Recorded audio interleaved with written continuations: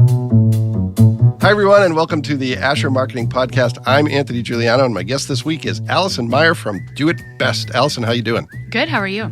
I am doing really well. Thank you for joining us, and thank you for switching it up and doing this on a Thursday instead of a Tuesday. I understand you have another commitment on Tuesdays. I do. It's a big deal, you know. And that is? My daughter's dance class. Aha. Okay. Yeah, and she's 4, so they take it very seriously. I can imagine, and I'm sure that's highly entertaining. It is. Yeah. So probably more entertaining than what we're about to do.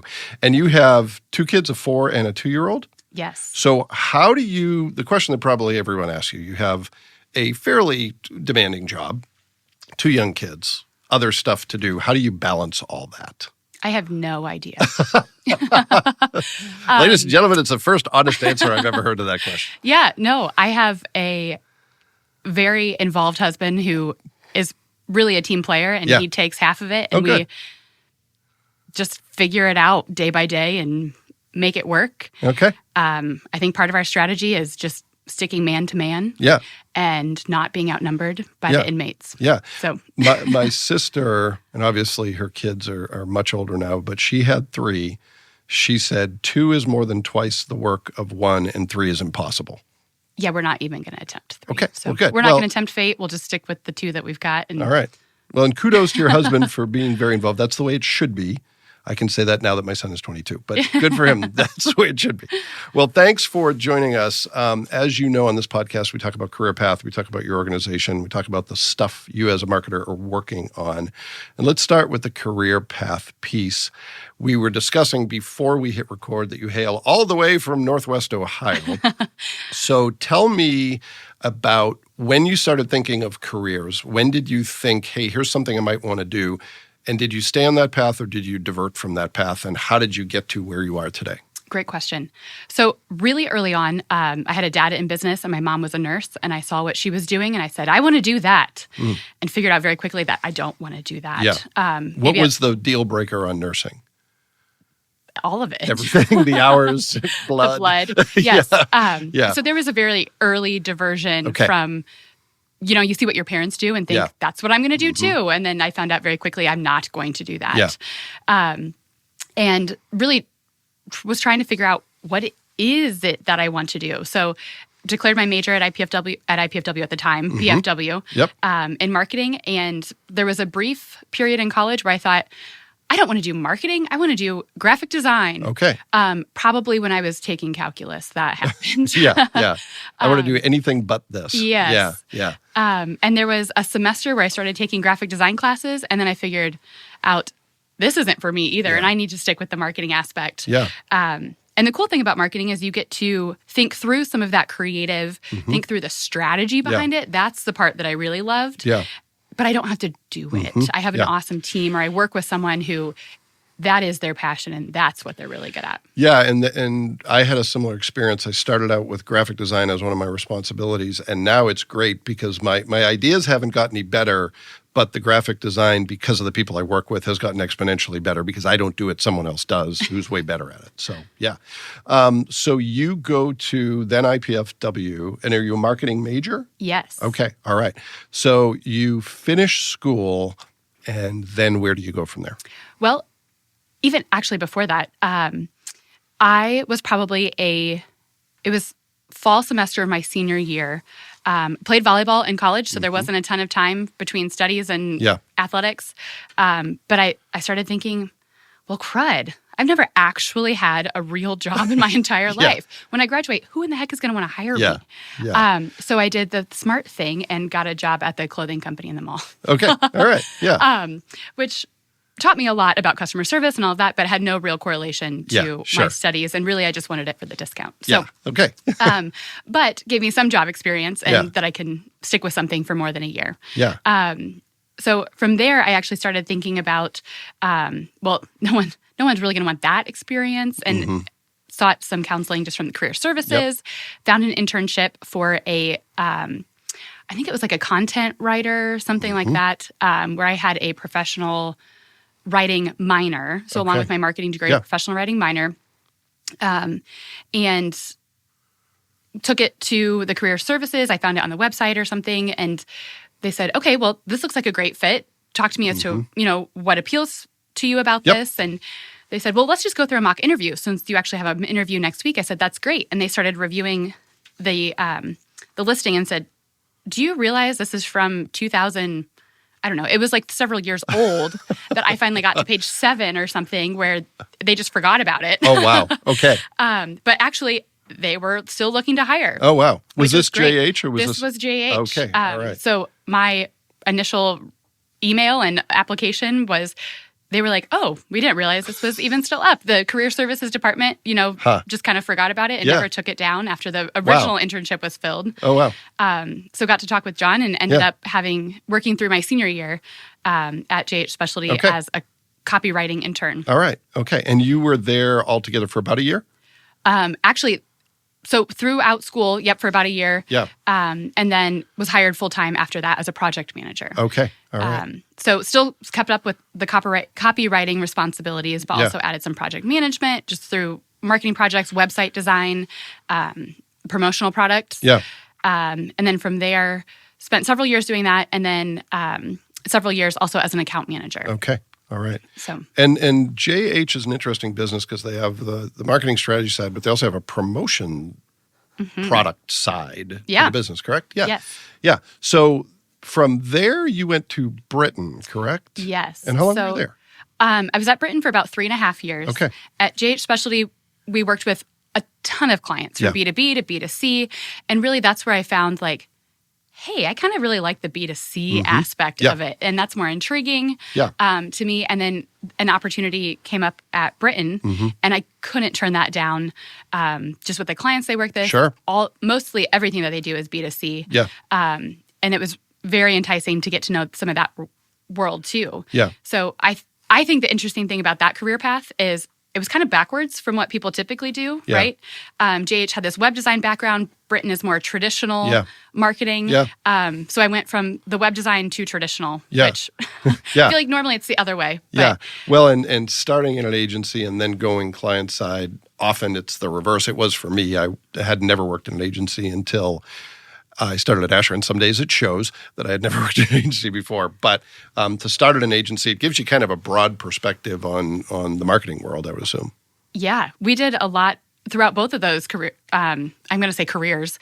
But we did a lot of projects for different industries and just learning about business as a whole and why does that make sense and asking questions. And whether it was B2B for the mechanic shop or B2C for, a paint company or a children's clothing company, it really gave me a better full spectrum of the business world as a whole. And really got me wanting a little bit more. So I feel like as an agency, you get a little bit and a lot, but I wanted to have something and to own it and to really build it. Which it is one of the ultimately what led trade-offs. me. You get a lot of experience, you get a little depth in a lot of different things, whereas, when I worked at Parkview or other places, it is very deep but not very broad. And it's just really preference on what you prefer. So you go from Britain to where you are now, correct? Correct. And how'd that happen? How did you decide to make the switch to Do It Best? Really, I wanted to own something. I wanted to be all in on a thing as opposed to just kind of being pulled in as needed. I wanted to figure out the whole project and really wrap my hands around the whole thing. Yeah. And the cool part about Do It Best is I really get to do all of it. From both JH and Britain, all of the things that I love the most, I get to do everything. So the cool thing with Do It Best is our members are kind of that B2B relationship a little bit, kind of B2C as well. But then you have this whole consumer marketing department where that is direct to consumer. And now with e-commerce. So while I'm not actively involved in those parts, we still get pulled in from the communications aspect from time to time. And I feel there's days where I feel like I've totally come full circle because communications really works with all departments, all divisions within the company, where we are kind of that inside agency when we communicate with graphics and produce the piece, which is really cool because you get a full view of what the business is doing. Yeah, and it's a big enough company that there's a lot to do and a lot of different resources available internally. Yes, there's a lot going on. Yeah. So most people are probably familiar with the name Do It Best, but Randy and I talked about this, Randy Rusk, when he was on the podcast, that there is some confusion because people, when they hear the name, they think of the retail stores. And I think most people know there's a corporate entity, but I don't know that people understand the scope and the size of it. So tell us a little bit from your perspective, how do you describe the corporate entity when people ask? Yeah. It's funny that you mentioned that because when I first changed jobs, I think it was the woman cutting my hair was like, "Oh, what are you doing now?" And I said, "I work at Do It Best." She's like, "Oh, like at the cash register?" And I was like, "Oh, no. Yeah. Yeah. There's a whole nother building." Yeah. So my hope is, over the last couple of years, the goal is even moving forward that changes. Mm-hmm. Yeah. And that's exciting because that's something we have a part of. Yeah. And now I just got totally distracted from your question. We were talking about how do you describe Do It Best when people ask, and how do you bridge that gap between the knowledge, hey, this is a retail entity, but it's also a corporate entity. Yep. And it's really interesting because as a co-op, people do not understand what that means. Yeah. So explain for us, what does co-op mean? I will do my best. But we support and help entrepreneurs across the country and around the world grow their business and support their communities. Yeah.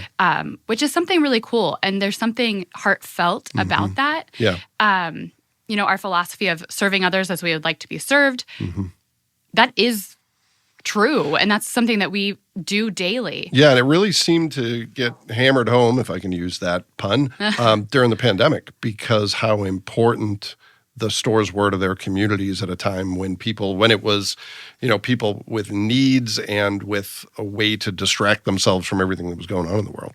Yeah. Yeah. So I think that's something that we do internally is we don't always do what's easiest for us. We do what's best for our members. Yeah. Which is not always the case, right? Yeah. Because if it's more efficient to do it this way, Sure. but that doesn't necessarily mean that it's the right answer. Yeah. So, and we're talking about thousands of members worldwide. Is that correct? Yes. Yeah. Yeah. And it's how many $1 billion in sales? Yeah. Just this last year was over $5 billion. Yeah. Yeah. That's pretty amazing. I remember years ago when I was working with Do It Best, it was a big deal when it hit $3 billion. So $5 billion is pretty great. So, and how is your team function? Tell us a little bit about the people you work with. What's your role and who is working alongside you? Okay. So did you mention Randy during the podcast or was that before? Both. Okay, good. Yeah. So Randy We'll stop talking about Randy. We're going to stop talking about you now. You will get no more mentions in this podcast. As our communications director, he really does a lot of the media relations, the public relations side of that. A lot of the large presentations and things we have 2 annual trade shows called The Market. So producing all of those. I, as the communications manager, put together strategic communications to all audiences. So members, vendors, staff, team members, either in the building or working in the field all across the nation and internationally. But really making sure that the right audiences get the right message about our programs, services, events, anything going on within the company. I then work closely with our communication specialist who handles some of our internal publications, social media, our video production team, coordinating all of that, and as well as our digital communications specialist. So he really manages all of the web interactions, our member portal, our team portals, even Do It Best Online. So we have our hands in a lot of things at any given time. Yeah, for sure. So tell me some of the things that you're working on that are at the top of your to-do list, whether they're big projects that are maybe exciting or keeping you up at night or a combination of things, or things that are just taking up the majority of your time. What are the big rocks you're trying to move? Yeah, so one exciting thing that you've probably heard of is Electric Works. So part of our job is to make sure our internal team is ready for that move. Yeah, and that is slated to happen when? In the fall. Okay. This fall. So for those who don't know, there's a development. It is a commercial, residential, retail development called Electric Works, which is a redevelopment of what used to be the GE campus in Fort Wayne, which is huge in terms of square footage. And that's going to be the new headquarters for Do It Best, correct? Correct. So you're going to be moving in the fall. And how is that, to your knowledge, how's that going to happen? Is it going to be department by department? Is it going to be all at once? What's the plan? Well, that's a great question. Yeah. And something that I know our executive team is planning out right now as far as when that happens and who goes first and all of that. Sure. But our job is really to get our internal team ready for that move. Okay. So from even what does that mean for where am I going to sit? What am I going to do with my things? How are my things going to get there? Yeah. And just build overall excitement, which is fun. Yeah. Yeah. Especially when we're talking about a new construction and what it's going to look like. And you've been on the tours where you got a preview of the space. Yeah. What was that like? Yep. At first, I mean, it's very cool. Don't get me wrong. But when you're looking at something that they are literally tearing down to then build up, you're like, we're going to do this when? Yeah. Even now, I'm sure if you look at it, it's like, who's going to be ready? Yeah. Well, we actually have a staff tour scheduled for the end of the month, which is really exciting. Yeah. And actually, more than half of our staff have signed up to come out for that on a Saturday morning. Oh, that's great. So I think the excitement is starting to build. Our building is in the process of being finished. So all of the windows are in. They're painting. There's carpet installed on one of the floors. So it's starting to look like a space instead of a construction zone. So when you move in, and if you don't know the answer to these questions, you're not responsible for Electric Works. But do you know what else will be ready and done in terms of construction at the site when you move in? So Fort Wayne City Schools will be on campus. They actually are slated to start in August at the beginning of the school year. Oh, wow. Okay. So soon. Yeah. And then they're also building out, I know we just saw over the past couple of weeks, they released a new list of tenants for the Union Street Market. Yeah, like 25 vendors. Yes. Yeah, so lots of good stuff to eat there. Yeah. Yeah, so I don't know any more of those details other than what they've released to everyone. Yeah, well, that's enough. That's super cool. Yeah, it's exciting. And just to see the energy and the interest in that area, and to be able to walk out of our building and just walk down, one building and be able to grab lunch and bring it back, or even just have other companies in that area is super exciting. Yeah. Well, and you're I don't want to say isolated, but where your building is now, it's a little different. It's a great facility, but it's set apart from a lot of retail and restaurants and all that. Yes. Yeah. Yep. So you're working on that. What else is on your list? So the other thing that we launched within the last year is what we're calling our member feedback initiative. So we are working with a third party, but to survey our members and consistently get member feedback quarterly, and that helps drive where we're going from a strategic standpoint. Okay. So communications is in the leader of that project. Okay. And getting those out, also boiling down the data, trying to figure out what that means. Yeah. So we're really able to now quantify some of that qualitative data, some of those conversations, which is really exciting. Yeah. So what's your methodology for that in terms of how are you reaching members? Because I know you have some folks, the majority of your members from what I know, and you know a lot more than I do about most things, including that, but many of them are very technologically savvy, but you have some old school members. How are you making sure that it's representative of those different facets of the membership? Yeah. For this one, we are just going through email. Yeah. And what we've done is work with the territory sales managers who are actually in the business. Got it. Working with the member owners. They're not necessarily in the business, their business, but working with our member owners to just grow their business. Yeah. So we've reached out to them to curate a list of who should that contact be. If it's not the member owner, who is the right person to get it? Yeah. So who is, managing the store, making those decisions? Yeah. And reaching out via email that way. When do you expect you'll have the first data set in? Do you know? We actually launched last July. Oh, okay. So we've done several now with the same set of questions. Got it. We're now starting to see some trends. Oh, that's great. So this will be our third where we're able to see, okay, yep, that is still trending up. Or what happened in the last 3 months for that to shift a little bit. Well, and that's great because so much of the stuff we do in our world is subjective. And it's nice to be able to say, hey, this isn't me saying this should be a focus. This is the people we serve saying this is a priority. Right. Yeah. And it's not just the loudest person saying it should be a priority. Yeah. So those are big projects. Anything else that's big on your plate or on your mind? Those are probably the two most important. we're doing a lot of investment into infrastructure and making it easier for our members to do business with us, just moving the business forward. So there's always going to be some of those major initiatives. But at the moment, those are... Yeah, and that's enough. Those are the top two. That's plenty, yeah. So let's shift to what I call the speed round of the show, where we ask a few shorter questions with maybe shorter answers. They don't have to be shorter answers. But you have built a really strong career and have worked in a couple different industries. You've done it while also raising 2 young kids. What have you learned in that? What's your best career advice? If you were talking to someone who was just getting started in their career, what would you say to them is important when it comes to being satisfied and fulfilled in your work? Yeah. My biggest thing, and I heard this early in my career, when I was at JH Specialty as an account and project manager, and an account manager, there we go. They invested in sales training. And even though I'm not in direct sales right now, I have taken a lot of what I've learned in that into the role that I currently have. Okay. Right? Because as humans, we all want to know what's in it for me.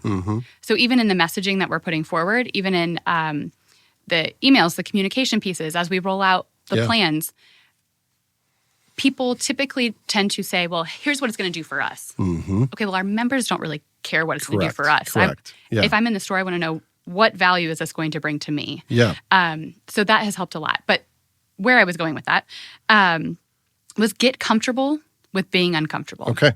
And that's something that in the last even month to 2 months, as I've transitioned from senior communications specialist to communications manager and now have several team members reporting to me.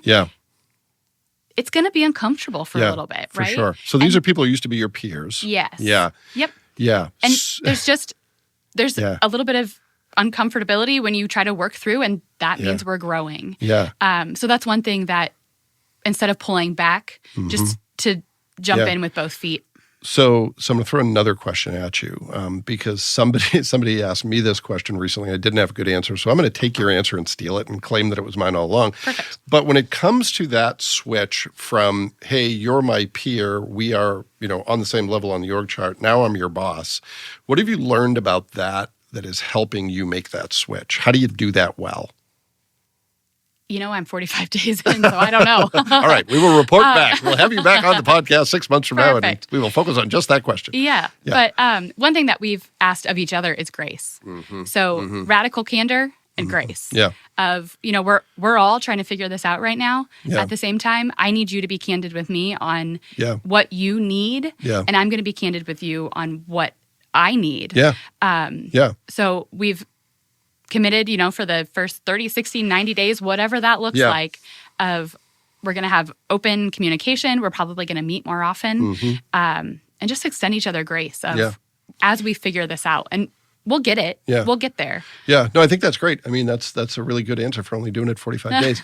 Well, and I think a lot of it is acknowledging that it's going to be weird and it's going to be hard and talking about why it is and how you navigate that. Just being open about it and not pretending that it doesn't exist. And some of, the team that we're on and those that now report to me, I eat lunch with every day. So at the same point, acknowledging of they might need a break from me. As fun as I think I am, they might just need a break. For sure. So putting different things on my schedule and just running an errand or connecting with different people in an organization has been intentional, just to give them some time as well. Well, another thing that when I was having this conversation is I told the person I was talking to, so one of the things I've learned as I've gotten older is sometimes the best thing you can do is get out of the way and let people resolve their own issues. They don't always need you to intervene, and the solutions are sometimes better that they come up with. So it's very humbling to say, oh, it's better when I'm not around, but sometimes it is. Yes. All right, so let's talk about Do It Best. What is a misconception you want to clear up? What's something that's underappreciated that you want people to know? Something about Do It Best. Do It Best, I almost said Corp, but now it's Do It Best, that you want people to know about. It's cool. Okay. I don't know that much about hardware, to be honest, nor lumber or building materials. But it's cool in a sense that it really fills my cup because I'm contributing to something bigger than just myself. You're impacting people's lives. You're impacting their community. Yeah. So, and it's easy to forget that, especially when you stay kind of in your cube walls and just think about what's happening in the building. Sure. But as soon as we're able to get out and talk to members at the markets, to connect with members as they come to Fort Wayne for different learning events, it's a great reminder that you're really impacting people's lives. We just held LBM school. I don't know, it might have been closer to 2 months ago now. Yeah. But I was able to sit down and over dinner connect with a member who recently is just new to the industry in the last 2 years, has bought a location, and just learn about him, his plan, his business, and how he plans to grow in the future, which is just really cool. They're a smaller college town, and a lot of their employees have been with the company for 20 plus years. Yeah. And not only are you touching his life, you're touching all of the lives of those that work in the store and just that shop in the stores in their community, which is, it's bigger than just hammers and sticks, right? Yeah, and some of your members do stuff that you wouldn't expect, like beer making supplies and pet stuff. I'm always amazed to learn like what a retailer will do to be innovative and to compete. And it's not always, most of it is hardware stuff and lumber stuff, but sometimes it's very different. Yeah, it's about the experience too, right? For sure. So even as a consumer, why do we shop? You know, it's either about convenience, the experience, or it's about something more, because we can go anywhere these days and get the same product. It's not just a need. It's I want to use my discretionary time well. I could do anything with it. I'm going to go shop, and that's going to be fun. So, yes. And the cool part about the communications department is we get to help tell those stories. Yeah. And they're all very unique for each member location across the country and around the world. Yeah. Well, that's great. Okay. One more. And make believe that you're telling me this for the first time because we talked about it before we hit record. Okay. But when it comes to tips and tricks and tools, what's one thing that you think other marketers would benefit from knowing about, or maybe two things that you think people would benefit from knowing about? Yeah.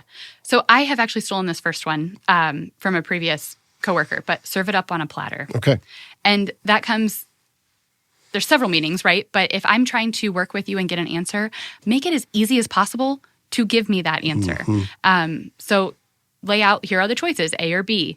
Make it as easy as possible to get what you need. Yeah. So I remind myself of that daily when, hey, this was easier for me just to hit forward and send it on. But ultimately, I'm making them do more work. Yeah. The recipient of that do more work, which... Well, and you might be even creating more work for yourself because maybe you have to explain it again or do it over. Yeah. Yep.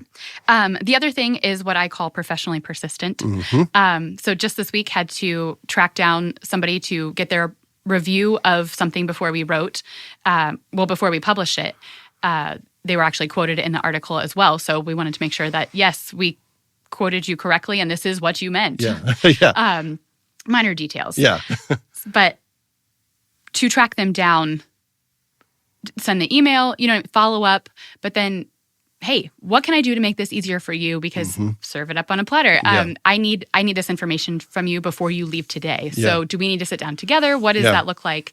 And he actually made a joke of, thank you for hunting me down throughout the day. Yeah. And I said, I like to call it professionally persistent. But there's one thing of following up because I'm trying to make it easier for the person to get what you need done. Yeah. Yeah. And to that point, I think with as busy as people are, if you're respectful about it, they don't mind a reminder. I mean, I always tell people, I'm only in as much of a rush as you are, but we said this was a priority, so it's still a priority. If not, there's other things we can do. Yeah. So. If something else is occupying your time, let me know and I will. Yeah. I would be happy to take it off my plate. Yes. Yep. Yes.